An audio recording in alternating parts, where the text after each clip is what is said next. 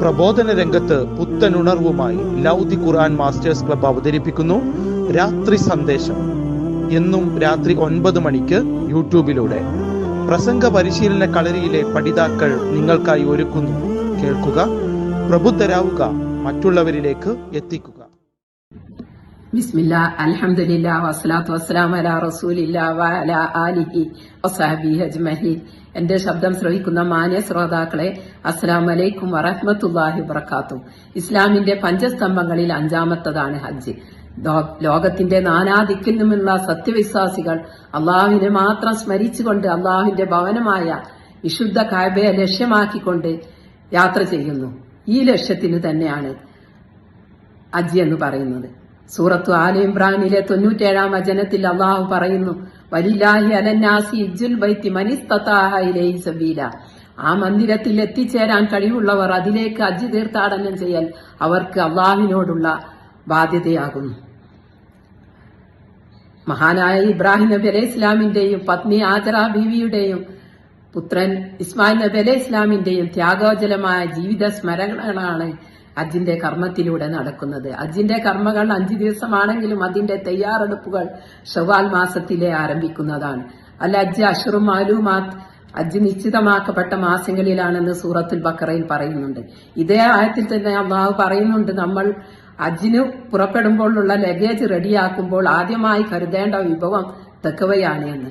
ഹജ്ജിന്റെ ഓരോ കർമ്മത്തിൽ നിന്നും നമുക്ക് പല പാഠങ്ങളും പഠിക്കുന്നുണ്ട്.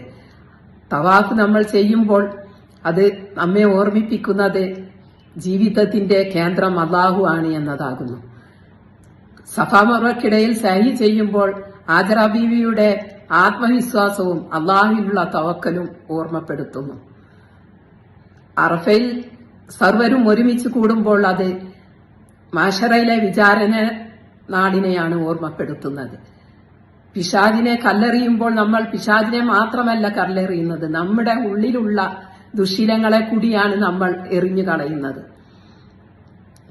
ഹജ്ജ് എന്ന് പറയുന്നത് വെറും ഒരു യാത്രയല്ല, അത് ത്യാഗമാണ്, സമത്വമാണ്, സാഹോദര്യമാണ്. ഇതെല്ലാം ഒത്തിണങ്ങിയ ഒരു മഹാസംഗമമാണ്. ഹജ്ജ് നമ്മെ പഠിപ്പിക്കുന്നത് ഈ ലോക ജീവിതം എന്ന് പറയുന്നത് വെറും ഒരു യാത്രയാണ്. യഥാർത്ഥ ലക്ഷ്യം അള്ളാഹുവിലേക്കുള്ള മടക്കമാണ്. അതുകൊണ്ട് പ്രിയമുള്ളവരെ, നമ്മൾ ഹജ്ജിന് പുറപ്പെടുമ്പോൾ എല്ലാവരോടും എന്തെങ്കിലും പകയോ വിദ്വേഷമുണ്ടെങ്കിൽ അതെല്ലാം പറഞ്ഞു തീർക്കണം. യാത്രയിലെല്ലാം പലതരത്തിലുള്ള ആളുകളും ഉണ്ടാവും. അവരോടെല്ലാം കാരുണ്യവും ക്ഷമയും നമ്മൾ കൈക്കൊള്ളേണ്ടതുണ്ട്.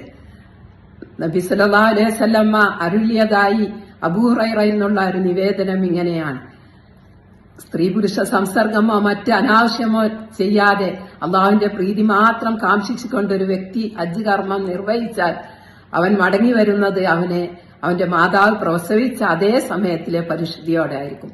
അതുകൊണ്ട് പ്രിയമുള്ളവരെ, അള്ളാഹു തഖ്വ എപ്പോഴും പുലർത്തുക. അള്ളാഹു നമ്മുടെ ഹജ്ജ് സ്വീകാര്യമായി തീർക്കട്ടെ. സ്വീകാര്യമായ ഹജ്ജിന് സ്വർഗമല്ലാതെ പ്രതിഫലമില്ല. ഈ പ്രാവശ്യം ഹജ്ജിന് പുറപ്പെടുന്ന എല്ലാവരുടെയും ഹജ്ജ് അല്ലാഹു സുബ്ഹാനഹു വ തആല മഖ്ബൂലും മബ്രൂറുമായ ഹജ്ജാക്കി സ്വീകരിക്കട്ടെ. അസ്സലാമു അലൈക്കും വറഹ്മത്തുള്ളാഹി വബറകാതുഹു.